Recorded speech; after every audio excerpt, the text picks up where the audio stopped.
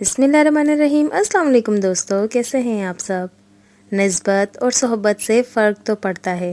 गंदम में कंकर होता है, क्या वो कंकर गंदम के भाव नहीं बिकता? वो भी गंदम के हिसाब से ही तुलता है। इसी तरह जो अल्लाह वालों की मजालिस में बैठता है वो खरा ना भी हो, खोटा ही हो, इंशाल्लाह इसका हिसाब व किताब और भाव इसी गंदम के भाव लग जाएगा और इंशाल्लाह वो भी इसी तरह बोरियों में पैक होके तुलेगा और कंधों पर उठाया जाएगा। और अगर वो दूर रहा तो आवारा पड़े कंकर की तरह पाँव तले रोंता जाएगा या उठाकर बाहर फेंक दिया जाएगा। एक आदमी ने 2 ईंटें ली, एक ईंट को मस्जिद में लगा दिया और एक ईंट बैतुल खला में लगा दी। ईंटें एक जैसी, बनाने वाला भी एक, लगाने वाला भी एक, लेकिन एक की निस्बत मस्जिद से हुई और एक की निस्बत बैतुल खला से।